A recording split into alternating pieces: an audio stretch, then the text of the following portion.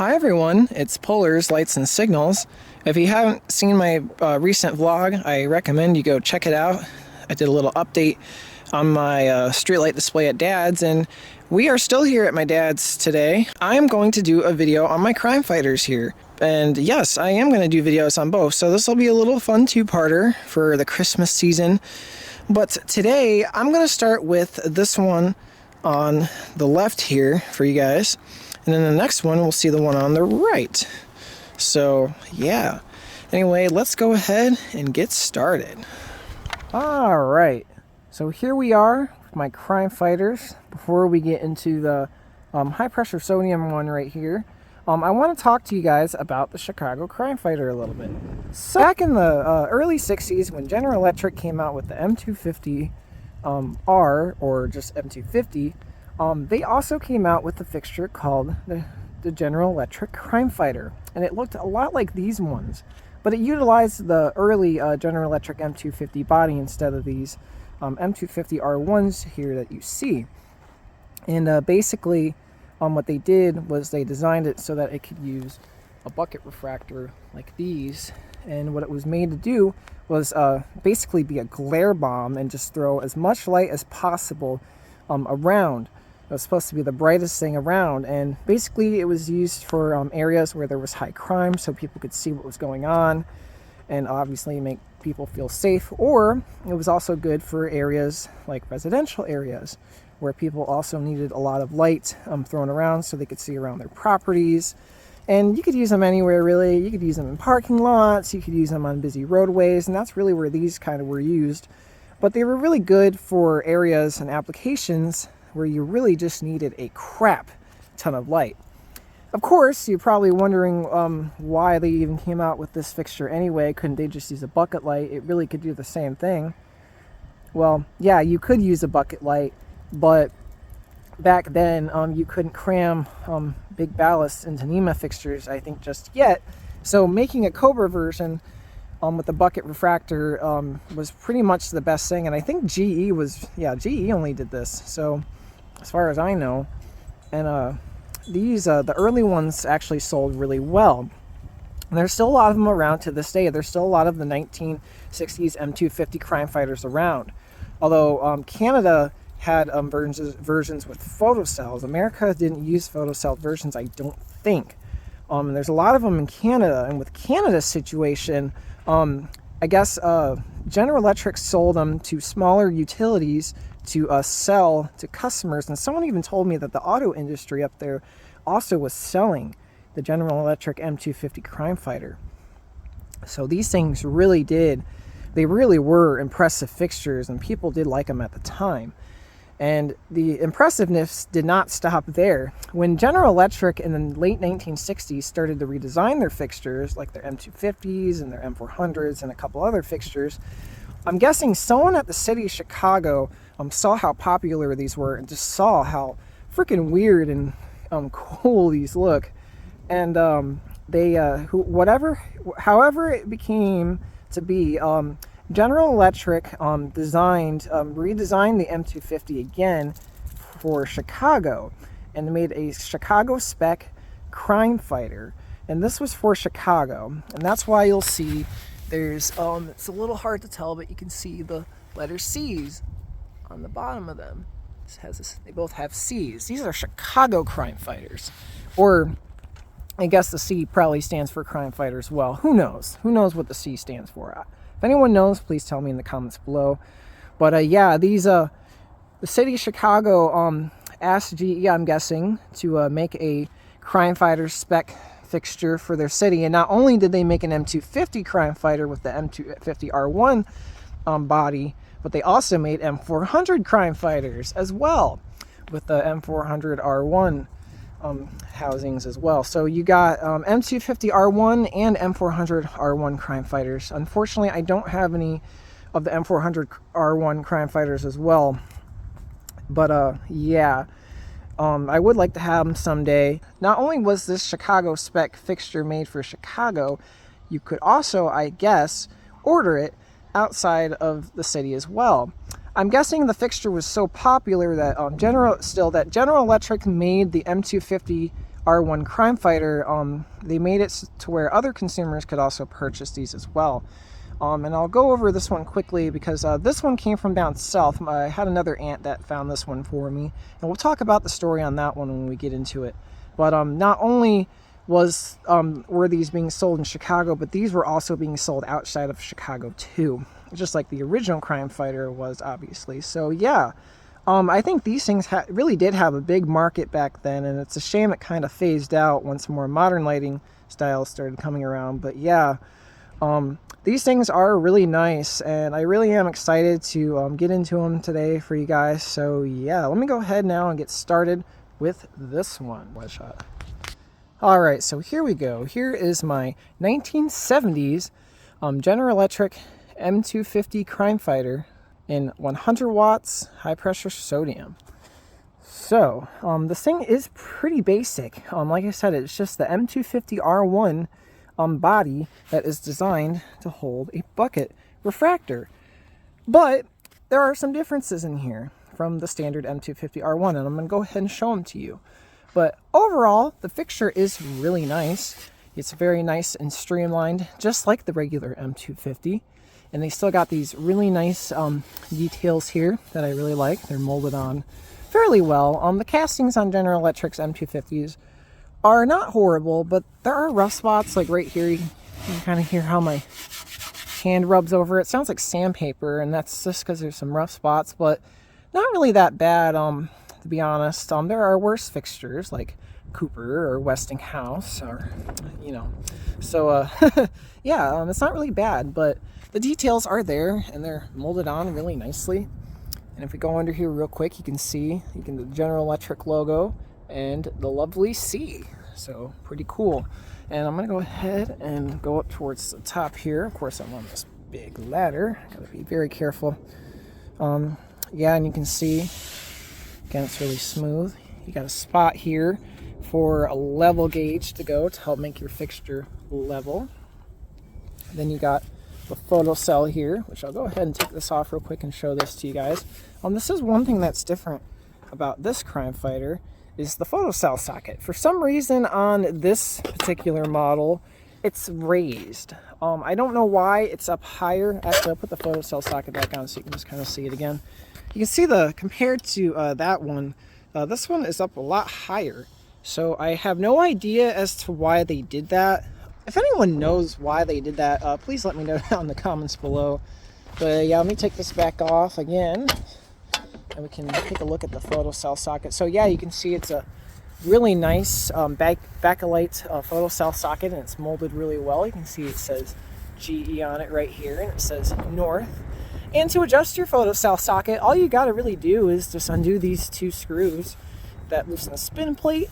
Once you got that, you can twist and turn it to wherever you need North to be.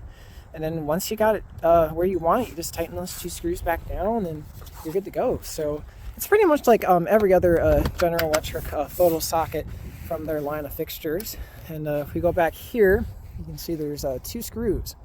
Those are for the slip fitter clamp. And with this version of General Electric's fixtures, they actually have the screws come up and onto the outside of the fixture, which I don't entirely like because you can see those have gotten rusted. Those ones over there are cleaner. Like I said, that fixture came from down south, so yeah. And we'll just take a little bit of an overall look again. You can see it's pretty cool. And here's the latch on the front. They got these really nice big barn latches here. And to open up your fixture, all you got to do is pull this latch back, up and down like that. Swing the door down. In my case, it's a little different, so we're going to do this in a little bit of a different order. Because since the bucket refractor really pops out, I can't bring it back far enough to lift the door up and off the hinge. So I'm going to have to take this out. But to take it out, all you got to do is twist this. There's this little tab here that holds in our bucket refractor. And now there's a little notch in the refractor that you can see sits on that piece of metal. You got to kind of lift, if I can do it on camera, hopefully I can kind of lift this out a little bit. And then there's another tab there, and that helps hold the reflector in. You just got to get that opening down there, and then once it meets right there, you see it slides right out. And I'll set that here. So pretty easy there. And of course, continuing on with taking it off, you just lift it up, and you can lift it up a little bit. Of course, it's a little hard in my case, but you lift it up and back like that, and there you go. The door is off. So let me go ahead and set this down on the ground safely, and we can take a look at it. All right, so here's the door. We'll take a nice little look at that. You can see the bottom section here. You got these really nice feet. You do want to be careful though. These can be a little fragile when you take them off, so always take the doors off carefully when they got feet like these, but really nice and thick. And again, you can see the really nice Chicago C that they put on there. Tells you that this is definitely a Chicago crime fighter, and it's really well embossed on here, so they did a really good job. Same with the GE logo.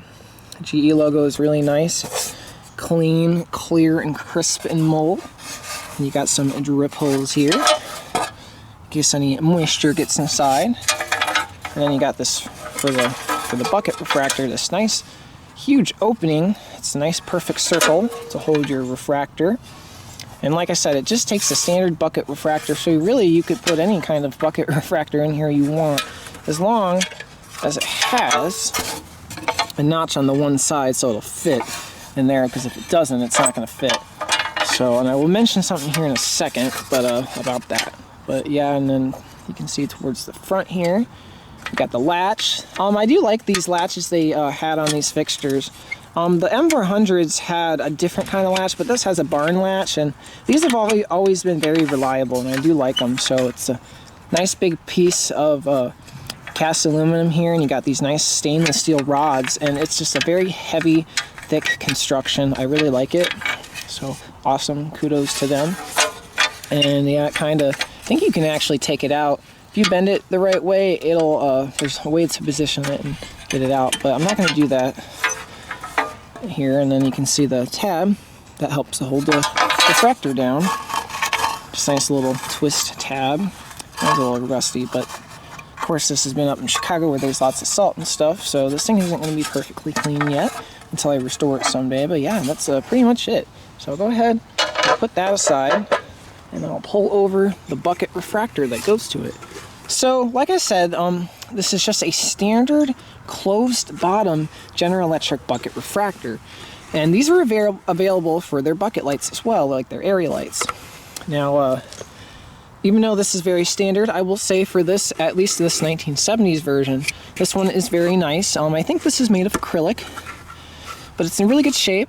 Of course, for its age, a lot of the plastic lenses from the 70s are just, they get brittle and they get cracked, and they're just not as high quality as they were when they were new. But this one is in really good shape. Of course, it was on a high pressure, so it's high pressure sodium, so not too much UV that is going to damage it.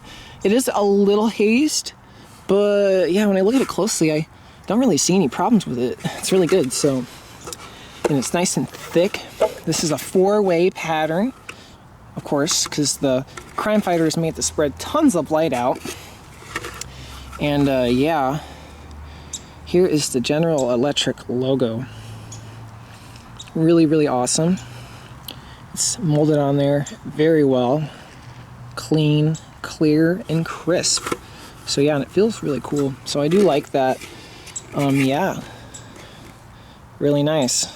Of course, like I said, it's very basic, but I do like the quality, and I do like the fixture that it goes into. So it's kind of cool, kind of a cool concept. So yeah. All right, so moving on up into the fixture here, we can start to look at all the stuff. You can see the slit fitter clamp here. It's a really nice big piece of galvanized metal, fabricated to work. And then you can see the big bolts there that come in from the top of the top housing. And of course, once you clamp it down, you just screw them down basically, and the clamp pulls up. And another thing you got too, and this is one thing I do like about these 1970s General Electric Cobras, you got this really nice, and I'll try to be careful when I do it, you got this really nice piece of metal here. It's kind of like a pivot plate. You can see right here at the end how it helps keep the arm in there, and basically what that does is it helps you to level your fixture So really, really nice. It's just a nice big piece of cast aluminum. Pretty cool. If we move down here, you can see we got the terminal strip, and I'll put my finger there. There's a lot of light from the clouds. You got the terminal strip here. It's a really nice piece of Bakelite plastic, molded really well, and you got two spots here. It's just a 240 volt fixture, really nice, and it had some GE labeling and stuff on it, so pretty cool. And yes, Chicago has fuse holders in their fixtures.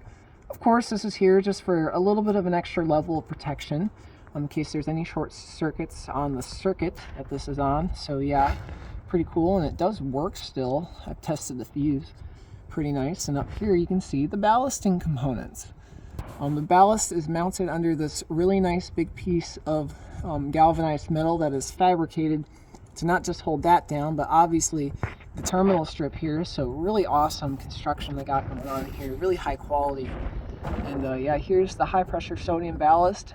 This is a 240 volt fixture, so you got like a little choke coil ballast there. Of course, you got your igniter for the high pressure sodium stuff that it has to do, and you got a power correcting capacitor in here as well. So this is definitely early high pressure sodium technology in here. So yeah, and you got these with this a nice huge starter card, and you can see there's all these really nice spade plugs on here. So if you ever need to replace any wiring, it's actually really easy. All you got to do is unplug the burnt up wires if you have any, and just put some new crimp on some new plug ends, some spade ends, and you plug them back in, so you're good to go. So nice easy maintenance, preventative maintenance there that you can do. You got this nice big capacitor. It's a GE capacitor. It's huge. I have no idea why, because this is just a 100 watt high pressure sodium fixture, but I do like that it's big and it is high quality, and of course it tested fine. So yeah, and the starter card is cool.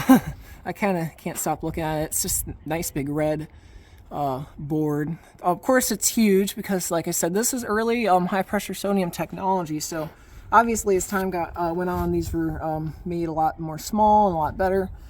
But yeah, this is definitely the early stuff. So yeah, kind of gonna get a nice little view of everything. There you go. Pretty cool.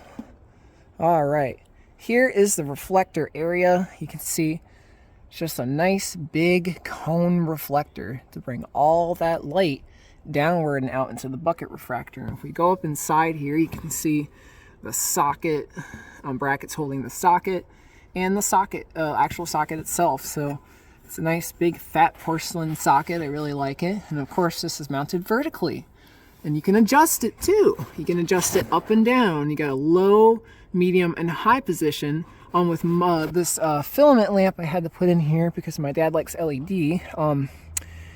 This thing I had to actually put all the way up because this thing is too long. So yeah, but you can move it up fairly far, and it's just kind of screwed up into the reflector there, as you can see. And you got the wires coming in as well for it. They're just kind of go in through that little rubber grommet seal thing, and you can see where the wires go up in there. Yeah, just ignore that wiring there. But yeah, and as for the actual seal for the reflector, you can see it's a nice black rubber gasket. It's very high quality, definitely better than the neoprene ones that I tend to see fail. It's in really good condition. So yeah, pretty cool. And it's a nice, clean, very well pressed aluminum reflector. And yes, like I said, it's pressed or stamped, whatever you want to call it. Just a stamped aluminum reflector. I'm not sure, but I think with the M250, with the older M250 CrimeFighters, I think I heard someone say that these reflectors are actually glass. If that is true, please, pretty please let me know if anyone knows of any.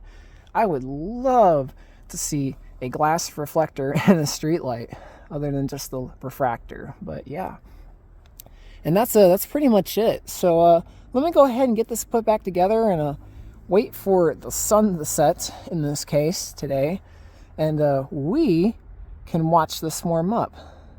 Although I will say I don't know, this is, like I said, a 240 volt fixture. I don't have 240 out here at the moment, but let me see if I can possibly do something and get this running a high pressure sodium lamp. Alrighty, I got the street light hooked up for 240 here, which I'm glad I was actually able to do. Yeah, let's go ahead and turn it on. So this is my 1970s General Electric M250R1 Chicago Crime Fighter in 100 watts, high pressure sodium in 1, 2, 3.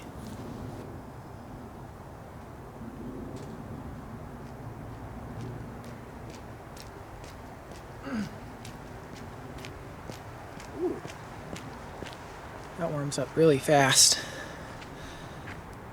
All right, let's go ahead and watch it warm up.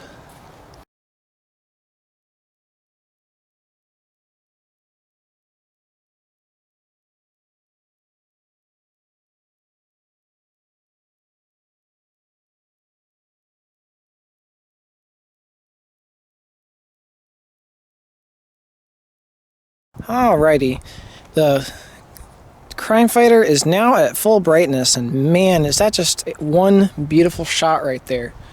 Let me go ahead and get the ladder out and we can get up in the air and look at it. Alright, if we climb up the ladder here, we can get a nice close view of this wonderful high pressure sodium Crime Fighter. Alright, take a look at the front real quick. See the lovely GE logo there. And the latch. Really, really nice. Go on to the side here. Look at the other side, we can see the logos there. Come up here, you can see the top housing. And then the photo cell.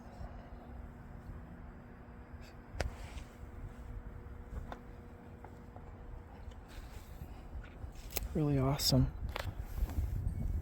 Let's see. Doesn't really do too much out here. Yeah, really cool.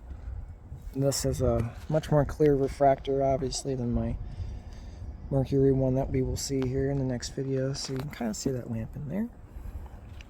It's a really nice, really high quality refractor, despite it being plastic. It's really nice. I do like it a lot. And we can look at the logo. Oof, it's getting cold. Finish up here. And yeah, that's pretty much it. Alright, I hope you guys enjoyed this first part. Please stay tuned for part 2, as we will be looking at this fixture in the next one, this other Mercury Crime Fighter. And of course, if you're new, please like and subscribe if you'd like to see more videos like this. Of course, like I said, I have a 2-parter coming, so that will be the next video you guys will see.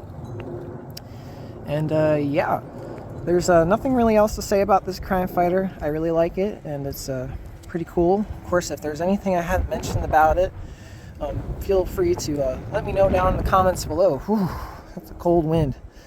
And yeah, that's all I got for you guys. Anyway, I thank you guys for watching, and stay tuned for part 2. Goodbye.